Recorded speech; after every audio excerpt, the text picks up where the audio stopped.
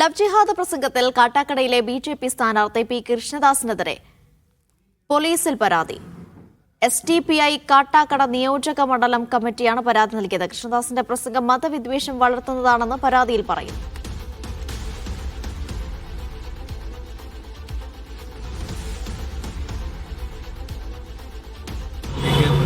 നടത്തിയ വർഗീയ വിദ്വേഷ പരാമർശത്തിനെതിരെ SDPI കാട്ടാക്കട നിയോജക മണ്ഡലം കമ്മിറ്റി പരാതി ബോധിപ്പിച്ചിരിക്കുകയാണ്.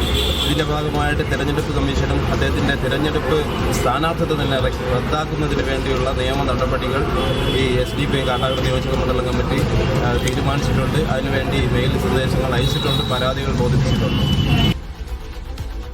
സഫാൻ VP വിവരങ്ങൾ നൽകാനായി ചേർന്നു. സഫാൻ, നേരത്തെ തെരഞ്ഞെടുപ്പ് കമ്മീഷൻ വിശദീകരണം തേടിയിരുന്നു. SDPIയുടെ പരാതിയുടെ ഉള്ളടക്കം എന്താണ്?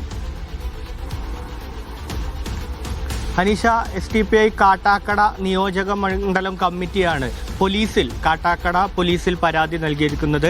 കാട്ടാക്കട പോലീസ് സ്റ്റേഷൻ പരിധിയിലാണ് ഈ പ്രസംഗം നടന്നത് എന്നതിൻ്റെ അടിസ്ഥാനത്തിലാണ് പോലീസ് സ്റ്റേഷനിൽ ഇത്തരത്തിലൊരു പരാതിയുമായി എത്തുന്നത്. മുഖ്യ തെരഞ്ഞെടുപ്പ് ഓഫീസർക്കും തെരഞ്ഞെടുപ്പ് കമ്മീഷനും ഇതുമായി ബന്ധപ്പെട്ട് പരാതി നൽകുമെന്നാണ് SDPI അറിയിച്ചിരിക്കുന്നത്. ഇതുമായി ബന്ധപ്പെട്ട് മതവിദ്വേഷം ജ്വലിപ്പിക്കുന്ന ഒരു പരാമർശമാണ് ഒരു സ്ഥാനാർത്ഥി എന്ന നിലയിൽ PK കൃഷ്ണദാസിന്റെ ഭാഗത്തുനിന്നുണ്ടായത്. വിദ്വേഷം ജ്വലിപ്പിക്കുന്നതാണ്. അദ്ദേഹത്തിന്റെ സ്ഥാനാർത്ഥിത്വം റദ്ദാക്കണം, ക്രിസ്തീയ വിഭാഗങ്ങളിലെ സ്ത്രീകളുടെ അസ്തിത്വത്തെ ചോദ്യം ചെയ്യുന്ന ഒരു പരാമർശമാണ് സ്ഥാനാർത്ഥിയായ PK കൃഷ്ണദാസിന്റെ ഭാഗത്തുനിന്നുണ്ടായത്. ആ സ്ഥാനാർത്ഥിത്വം റദ്ദ് ചെയ്യാനുള്ള നടപടിയെടുക്കണമെന്നും പോലീസ് കേസെടുക്കണമെന്നും തെരഞ്ഞെടുപ്പ് കമ്മീഷൻ ഇടപെടണമെന്നുമാണ് ഈ SDPI ഈ പരാതിയിലൂടെ ആവശ്യപ്പെട്ടത്.